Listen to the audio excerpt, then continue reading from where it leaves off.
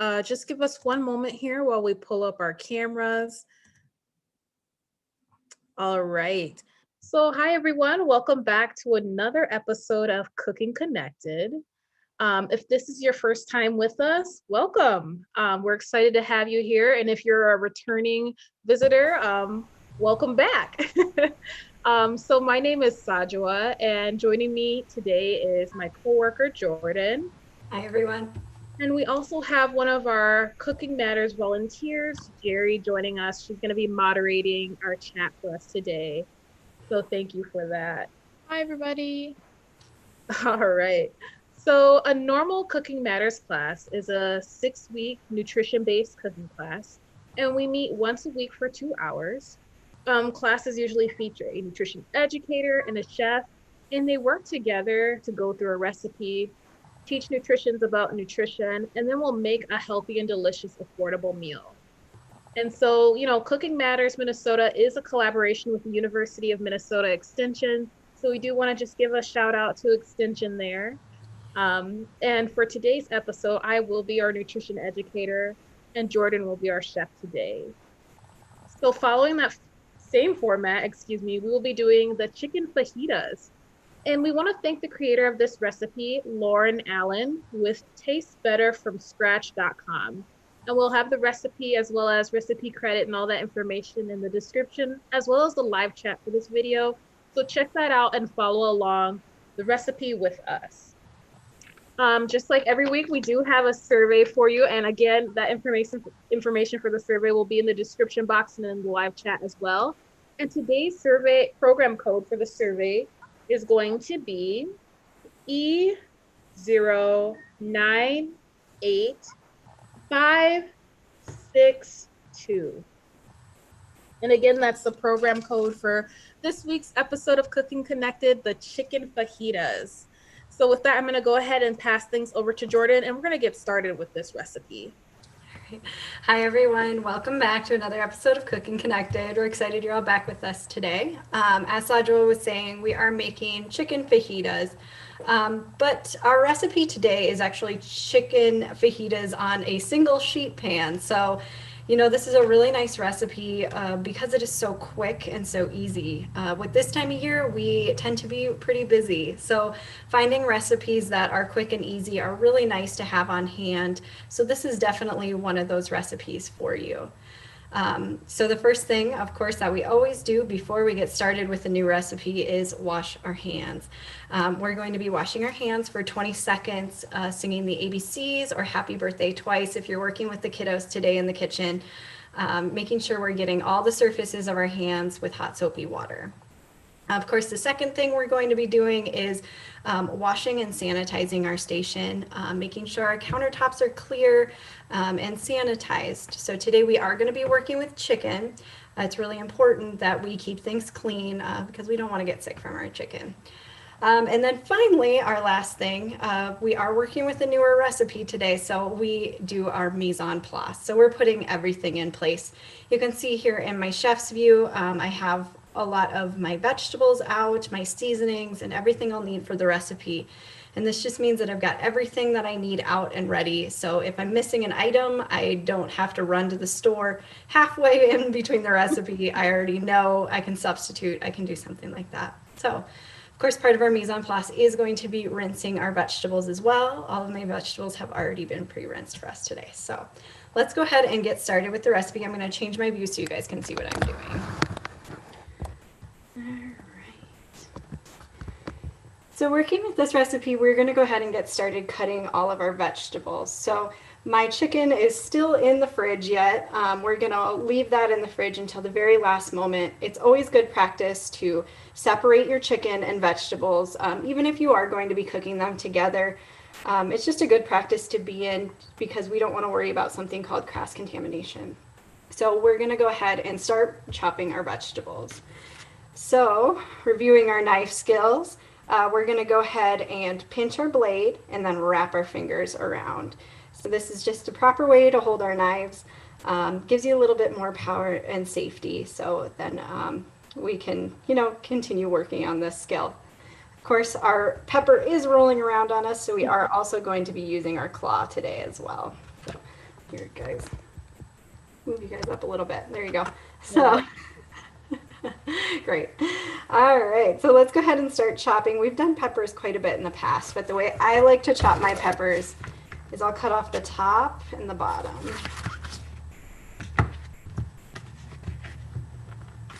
And then I like to just kind of cut a slit there and then remove these white veins. They are safe to eat. It's fine to eat them, but they are a little bit bitter, so I like to remove them.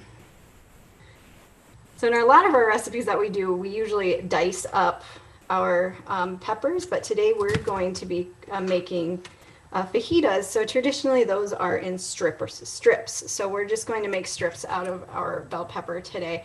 So I'm just gonna quickly cut these. And you guys, please watch how Jordan's moving back her fingers as she's moving back that claw, really making sure that her fingers are tucked and out of the way as she's going through that bell pepper. That's an important thing that you want to remember whenever you're using your knives or anything is that you're watching those fingertips, especially if you might be a beginner, new to using knives, or maybe you have some teens that are just now getting started in the kitchen. Please remind them to watch those fingers there. Absolutely. Couple reminders here. We're trying to cut our pepper strips all the same size uh, because if you cut one too big or a lot smaller than the others, a smaller one will cook a lot faster and a larger one will still be kind of crunchy. So I'm trying to cut our strips all about the same size today. And as always, we want to cut as much of this pepper as possible. So I am going to be chopping up the top and bottom of the pepper as well. Using as much of these as possible. When they do go on sale, it's nice, but when they're not on sale, they're kind of expensive. Yeah. Yep. So, we always talk about in Cooking Matters eating the rainbow. So today we have a red bell pepper, a yellow bell pepper, and a green bell pepper. So we're kind of eating our rainbow just in bell peppers today. So this is a nice recipe for that. So we're gonna follow that same idea with these other two peppers. So let me just cut these up for you guys, and that should just be a few minutes. Awesome. And so while Jordan's working on those peppers, I think I'm going to just talk a little bit here about our spices. Now, we do talk about this a lot with Cooking Matters, and I'm sure Jordan's going to get to this too when we get to seasoning our yummy chicken fajitas. But I want to talk about how we can use herbs and lose the salt. I don't want to say lose the salt, but maybe limit our salt intake, or at least be a little bit more aware of how much we're putting into our diets. So seasonings, we have herbs, we have spices. Those are all great things to incorporate into any recipe.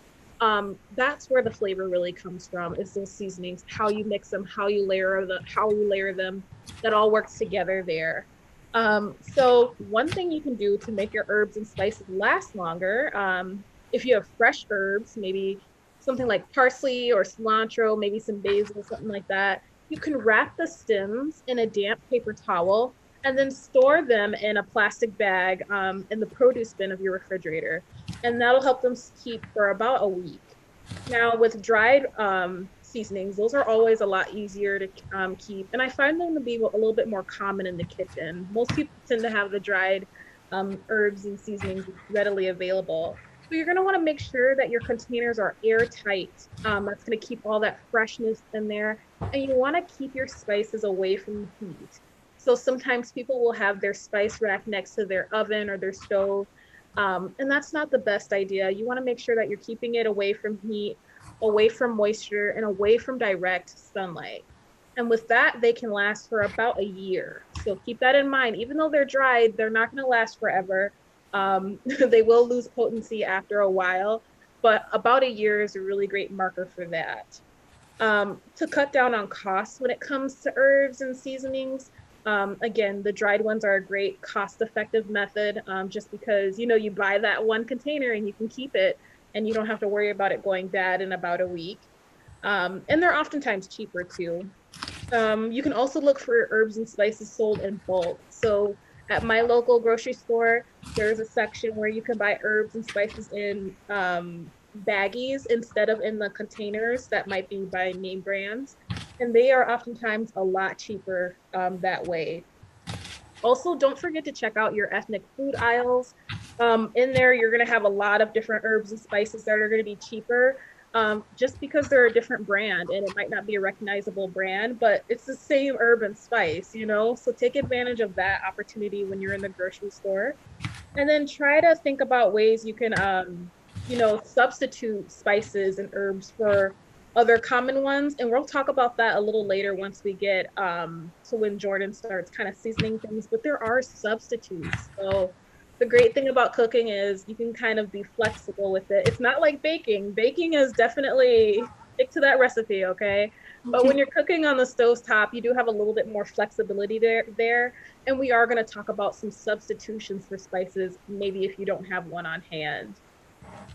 Absolutely. Spices are a really great way to season your food. Salt is not the best for us, so sometimes we can season our foods with other means, and we are using a lot of different spices today. So I really love this recipe for that reason. So we've got all of our peppers chopped up here. I've got my green, my yellow, my red. I'm going to try not to drop them all, but so you guys can see what I'm That doing. side view is just beautiful. So we're gonna go ahead and chop up our onion next. So this is the way I chop up my onion. Some people may do it a little bit differently, but this is kind of up to you. So I like to chop off this portion first. And again, we are cutting this in strips today. If you don't like strips, you can definitely cut it a different way, but traditionally fajitas are peppers and onions in like a kind of a long strip like that. So I just chopped off that little bit of that fuzzy part. Again, this is the root part that just kind of holds the whole onion together. So we only chop off a little bit of that. And then next, I just like to go ahead and chop it right in half. Then I'm just gonna peel off some of this paper. Now we talk a lot about saving your scraps for broth bags. I have put some of my bell peppers in a broth before. Unfortunately, a lot of these seeds come out and it's really difficult to get them all out of your broth. So maybe not the best thing to put in your broth, but these onion scraps are awesome. They add a lot of flavor to your broth. So if you're gonna make a broth, make sure you save your onion scraps. Yeah, they do rock. And garlic scraps too. Absolutely. So now to make these strips, we're just going to go ahead and chop down, and these kind of stick together, but I'll just peel these apart and we'll have these nice onion strips. Favorite things about onions, especially when we're cutting them, is if you do follow this technique, the onion kind of cuts itself in a way. You know, it naturally has those grooves and those divisions in it, those layers. And so when you follow Jordan's technique here, you can take advantage of those, that natural, part of the onion. You can take advantage of that. And that's less work for you, less tears. So keep that in mind whenever you guys are cutting up your onions and such. Don't be afraid. All right, and then we'll just chop this one up. So usually when we're chopping our onion, we do have that extra step than when we're making a dice. But today we're skipping a step since we're only using strips today. All right, this one's ornery on me. There we go.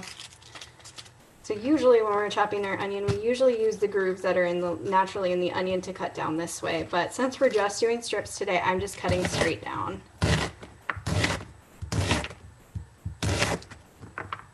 And of course, once you get to the end, just be careful. I'm not going to waste any of my onion. I'm just going to put those extra strips in there. No problem. And then I kind of like to separate them a little bit. There's nothing worse than getting a huge chunk of onion in there.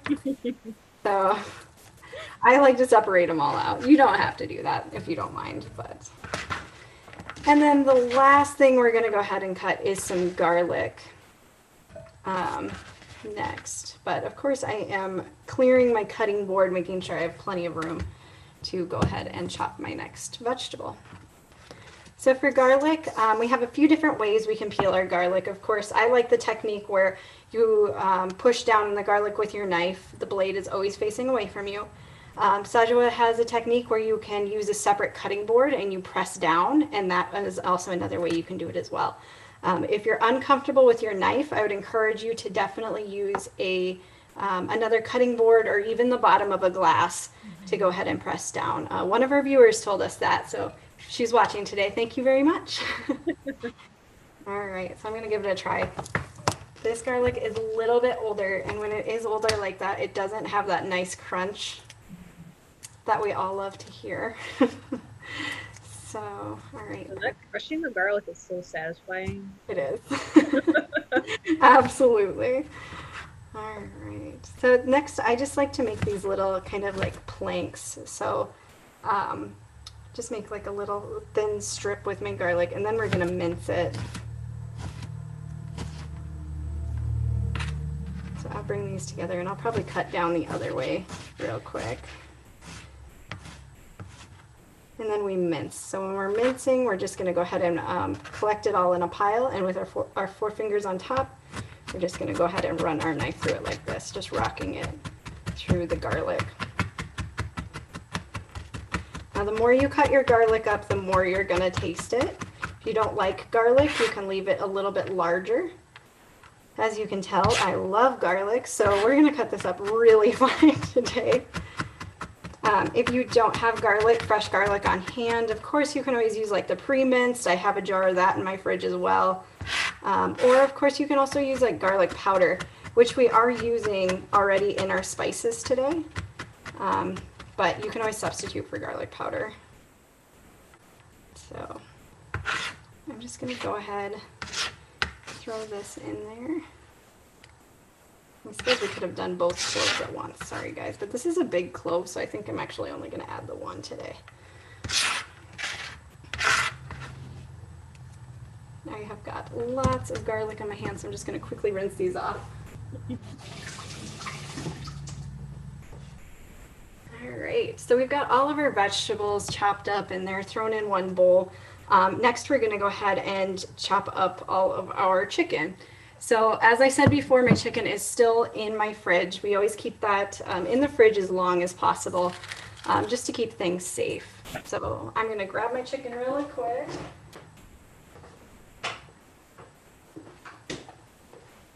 And this is pre-thawed, but of course you can always defrost it. And I think Sajwa is going to tell us a little bit about the defrosting process. I will. Let me know when the good time is. Yeah, I can clean up just a little bit right here if you'd like Oh, to. sweet. Now is a good time. Yeah, like Jordan mentioned, I am going to talk a little bit about tips for thawing our food safely. And if we have time later on, I might be able to hit on ways that we can freeze our food safely. So when you're thawing your food, please keep this in mind. And I know it sounds kind of crazy, but you never want to thaw your foods on the counter at room temperature. I know you might be thinking that's the most, sounds like the most convenient way to do it. You just set it out on the counter. It's warmer, so it'll defrost quicker. But that's kind of the problem. That exposes your food to the danger levels, and it makes it more susceptible to bacteria to grow on there. And it's very dangerous. Just not something you want to keep in practice. So one way that you can thaw your food safely is by putting it in the refrigerator. Place your food on the lowest shelf. Please place it on the lowest shelf of your refrigerator until it's no longer refrigerated. And you can keep it there for 2 to 5 days. The reason we say the lowest shelf is because if you are working with a meat or something, suppose something drips from it, you really don't want that dripping on your other food or contaminating the rest of the things in your refrigerator, especially if you have raw things out there. So you want to put it on the lowest shelf for that reason. Can I keep going, Jordan, or do you need to? Nope, you're good. I was just going to dice up my chicken while we're working through this. And that is something we've done before. So yeah, definitely you can keep going if you'd like. Okay. So, yep. So you're going to want to put that on the lowest shelf of your refrigerator, and you can keep it there for 2 to 5 days. But when you're defrosting your food, usually when I do it, I'll just pop it on the lowest shelf of my refrigerator overnight. And usually the next day it's good to go. It's defrosted enough where I can work with it. Another way that you can defrost your foods is by submerging it packed in an airtight container. So while your chicken is still, or whatever you're defrosting, while it's still packed and sealed, submerge it in cold water. Again, you're probably thinking, what? Cold water? That doesn't sound like it's going to defrost it. Hot water would be quicker. Yes. But again, you would be exposing your food to those danger levels, those danger temperatures where bacteria are going to love it and they're going to thrive and they're going to want to grow. And that's not what we want. So you're going to want to go ahead and put that in there, leak proof. I mean, keep it sealed in the cold water, and change your water every 30 minutes to keep it thawing. And then after that, you should be good to go. And then the final way that you can thaw your food safely is by popping it in the microwave. Now, this one can be tricky. Sometimes you can over defrost it in the microwave and you turn out cooking some of what you were trying to defrost. So it kind of will mess up the texture of what you're planning on cooking with later. And that's not really ideal. So what you can do is cook your microwave defrosted foods right after thawing. So you're not going to want to pop it in there to defrost and then let it sit for a while. Defrost it and immediately use it. And just keep in mind, some of those parts may have already started cooking while defrosting. So you might see like cooked chicken and then raw. So that one is not my favorite. My preferred method is the refrigerator method. Just the night before, put it on that bottom level. But again, sometimes we're in a rush and the microwave is so convenient. So that is understandable if you want to use that method. Absolutely. Thank you, Sajwa. So, as you can see here, I just went ahead and diced up all of my chicken. And I know this seems super weird to throw our raw chicken on our raw vegetables because we've been telling you not to do Counterintuitive to what we've been saying this whole episode, right? so, but the reason we can do this is because we are going to be cooking all of this together. Mhm. So we're going to make sure that our chicken is temped out at 165, and that is the proper temperature for chicken. And then everything else should be cooked. So all of the bacteria that could make us sick in the chicken should have died off because we're cooking it all together. After I chopped up my chicken, I went ahead and washed my hands. Anytime you cut chicken, use eggs, something like that. Just make sure you wash your hands immediately after with hot soapy water. If you go throughout your kitchen and you forgot to wash your hands, you could get chicken juice on the cabinets or something like that. So we're trying to avoid that today. The next thing we're going to go ahead and do is we're actually going to add some oil next. And the reason we add oil is because we are trying to get all of our seasonings to stick to everything. Now, this isn't a huge deal with the chicken. You probably can oil before you throw the chicken on top, but I forgot that step, so we're just going to add oil on top. And then we're going to mix that oil in to all of our vegetables. And then we're going to go ahead and toss all of our seasonings in next. So that oil is just really a way that we can stick all of those seasonings on there. And I'm pretty sure I used the smallest bowl I had, so it might take a little time, that's all right. But we're gonna go ahead and add our seasonings next. Hopefully everything's nice and well coated. We're gonna add, this is a tablespoon of chili powder. We've got a teaspoon and a half of, I'm using smoked paprika, but you can use regular paprika. A teaspoon of cumin, and then we've got a half a teaspoon of garlic powder, onion powder, oregano, and then a fourth a teaspoon of cayenne. So the cayenne is optional. If you like it a little spicy, you can add more. If you don't like any spice, just leave it out. And of course, you can always add your own seasonings as well. So I'm just gonna go ahead and throw those on top, and then we're just gonna go ahead and quickly try to get everything well coated. So while Jordan's talking, or not talking, while she's mixing, told you guys I was going to get back to those spices. So I just want to kind of tell you a little bit about the flavor profiles of these spices and where they come from around the world. So right now we're working with fajitas. That's a little bit more of a Latin feel.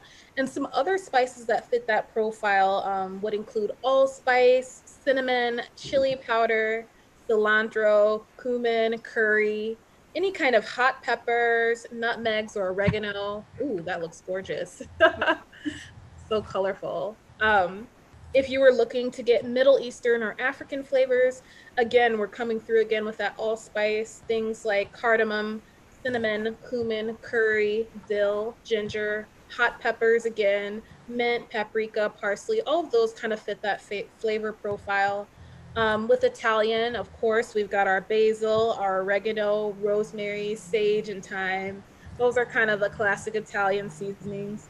And then finally, for Asian flavors, you can look towards cinnamon, cloves, coriander, curry, ginger, hot peppers, mint, mustard seeds, and turmeric. So all of those kind of fit those flavor profiles from around the world. Now, while I'm talking about spices, I do want to let you know how sometimes at your local grocery store they do have those pre-made spice mixes.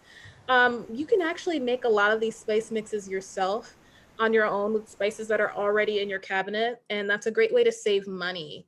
Um, if you're going to be doing like a taco style, you could definitely go with chili powder, cumin, garlic powder, onion powder, oregano, and salt, and I do have ratios for those, which I can actually pop into the chat for you for after I'm done chatting. But there are just quite a lot of different ways that you can make your own spice mixes. That one is just an example.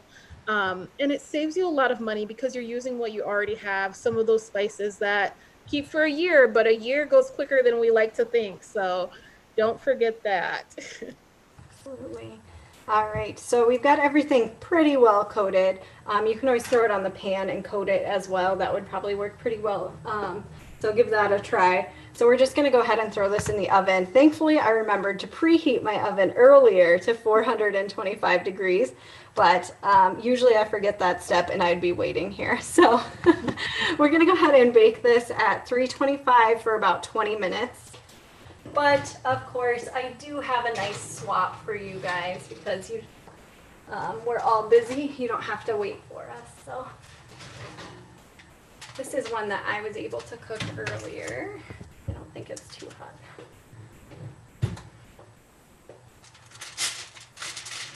This is what it should look like when we're all done.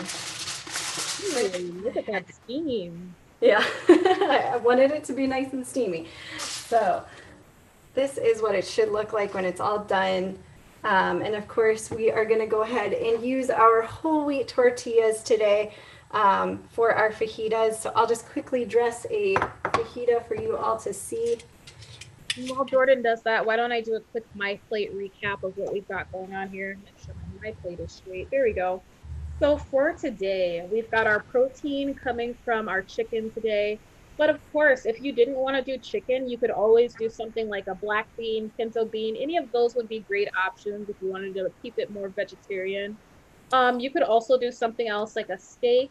One of our viewers was actually saying that they love to use steak and chimichurri sauce. Hopefully, I'm saying that correctly. But that sounds delicious, even if I am saying it wrong.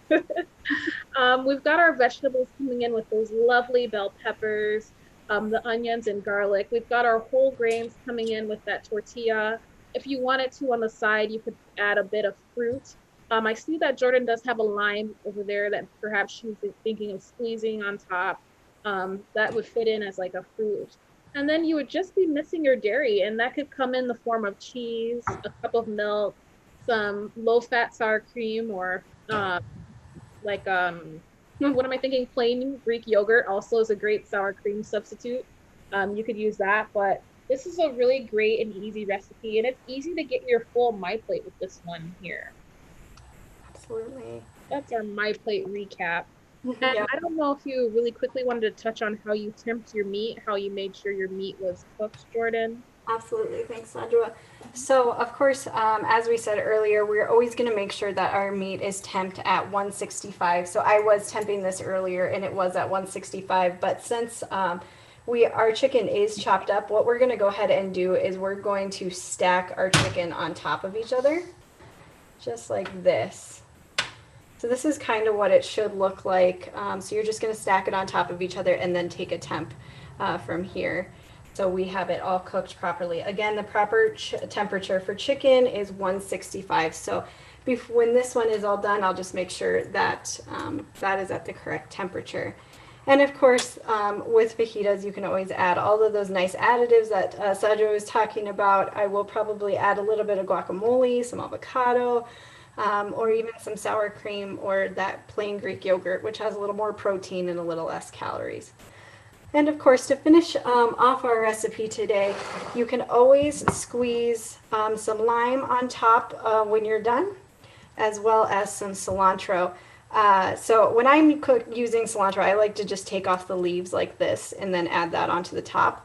Of course, you can always chop up these stems as well.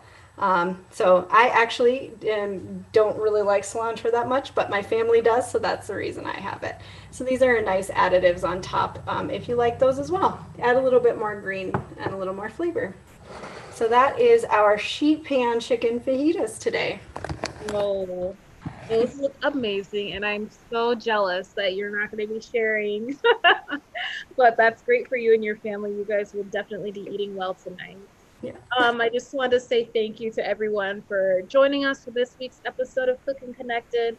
The chicken fajitas, you guys go ahead, check out that recipe. If you get a chance, go ahead and do that one. And I wanted to say thank you to the creator of this recipe, Lauren Allen, with from scratch.com. Excuse me. Thank you for this recipe and for sharing it with us. Before we let you go, we are going to just revisit our program code for this week's survey. The program code is E098562. And again, that's our program code for this week's episode of Cooking Connected, the chicken fajitas. Also, shout out to our volunteer. Thank you, Jerry, for being with us today and for your help. And with that, we are out. Thanks, everyone. Bye, everyone. Bye. Hi, everybody.